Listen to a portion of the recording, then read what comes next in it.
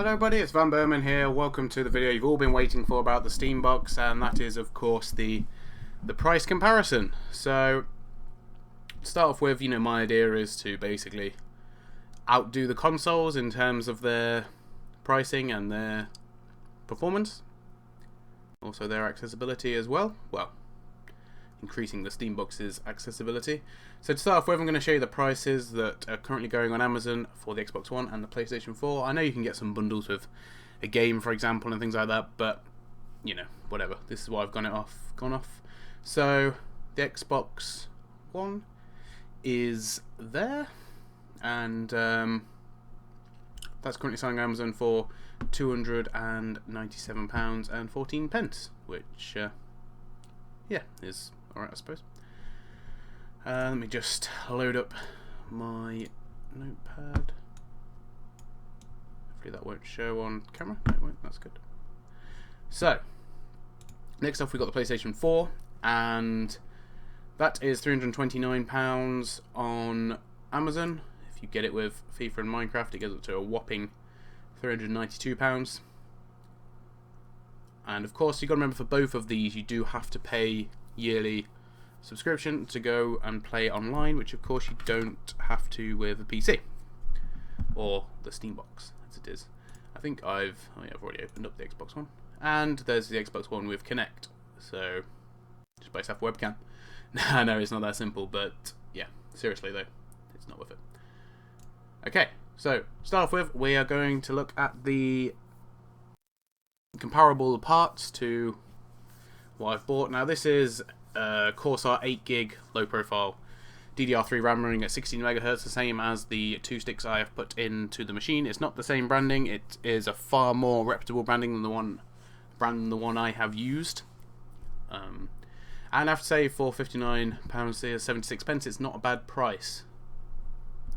But the two sticks of RAM that I got were £39.99 from, yes, a less reputable source, but nevertheless still 1600 MHz, and actually have both been performing extremely well so far. So big positive to that. And also, of course, nearly £20 cheaper as well than the price that Steam is selling it for. Next off, we've got the power supply, which I use the Aircool 450 watt bronze, 80 plus bronze certified power supply. More than sufficient for this build, although if you wanted to upgrade in the future, you'd probably need a more higher wattage power supply. How much did I pay for that? Well, I've not actually calculated it. I paid... I've ruined it all. I paid some amount of money for that. It was almost exactly the same because I did buy it off scan on eBay. It was roughly around the same price, and I can't remember exactly how much. I need to do some quick maths in my head. Would have been... $42.50. Let's say that was £24 roughly here, which is exactly as it comes out on there. So I think it was almost exactly the same price. It's because I've put the case and the power supply together on my list.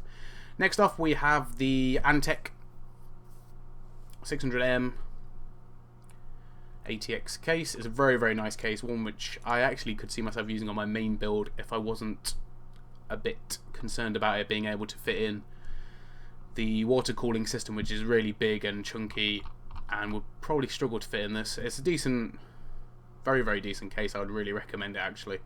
And for £56, 36 pence, it's not too bad. I picked it up for around, I think it would have been 41.98 pence. So £15 saved on that as well, which, this is the point I'm trying to make. You can go to, for example, scan and buy all your parts and get it next day, or you can, if you shop around, you can get stuff a bit cheaper.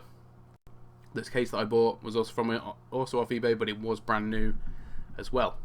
Then we've got the 2GB MSI 760.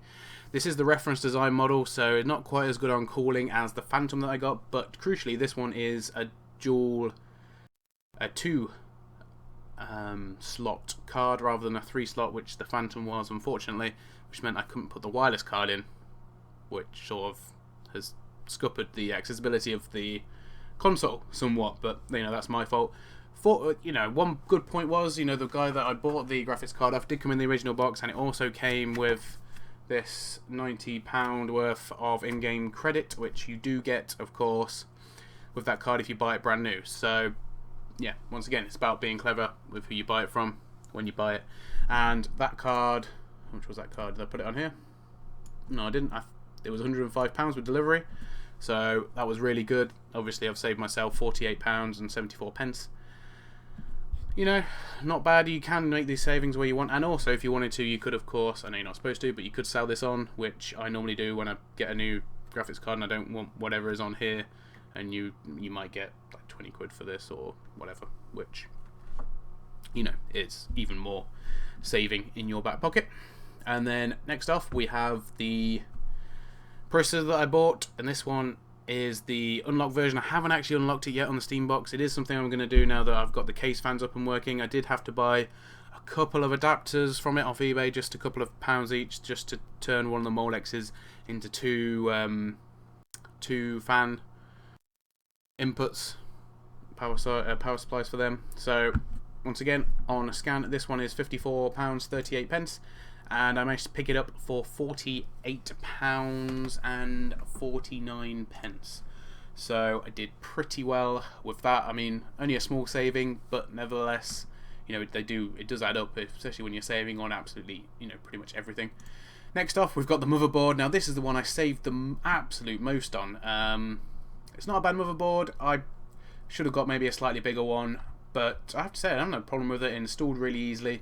It's got SATA 6GB ports in it. It's obviously the right chipset. I bought the wrong one previously, but never mind. And yeah, seems to work pretty well. Not had any problems with it so far at all, in fact. Now this is £44.17. I actually picked it up for £13.99. I got it as a manufacturer refurbished with 3 months warranty on it, off, you guessed it, eBay. But you know, at that price you really can't grumble. I saved £30. You know, the other thing I saved the most on would have been the graphics card, and I got a better graphics card for less money. This time I got the same product for a lot less money, and it's got everything you want on it: USB 3, SATA 3, and of course also has the correct slot for the processor. Next off, we have the Arctic Calling Alpine 11. This is actually probably the only thing in which I didn't actually save money on. Now this cost me £9.98, I believe. Let me have a look. Yeah, £9.98 or £9.95. Anyway, we're talking pennies now.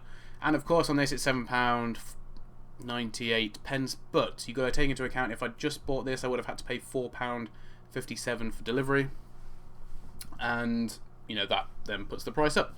All the prices that I'm naming off eBay do, of course, include the postage and packaging. Next off, we've got the Western Digital, and I think I paid pretty much exactly the same for this. What did I pay? I paid £34.90. So I saved £1.06p on this hard drive. I did buy it brand new, so you know it's what you want. It's SATA 3, 7200, half a terabyte of memory. Ideally, I'd have liked to have gone for a hybrid or an SSD, but trying to keep it as low, trying to keep the cost as low as possible to keep in line with the consoles really was the goal. And we've got just the basic wireless card. I picked mine up for about £12, so a little bit cheaper than this one, but once again, not a lot in it. So if we go and have a look at the main cost, you can see that, you know, altogether it will cost £460 from scan, delivered. Of course, the delivery's not that great when you are buying all the parts together, and I haven't actually added up the cost for mine, so I'm just going to do that now very quickly. Should have done this beforehand. This is why you prep. This is why I should prep better. Anyway, let's see how much mine came to. Missed out the RAM cost. That would not be good.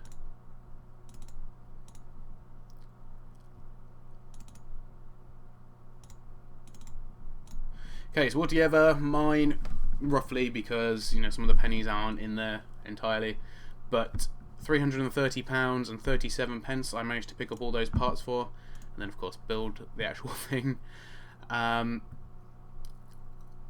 know, so 330 quid compared to 460, a saving of £130 if you're, you know, savvy enough and astute enough to pick the parts that are good deals and avoid the ones which aren't quite so good.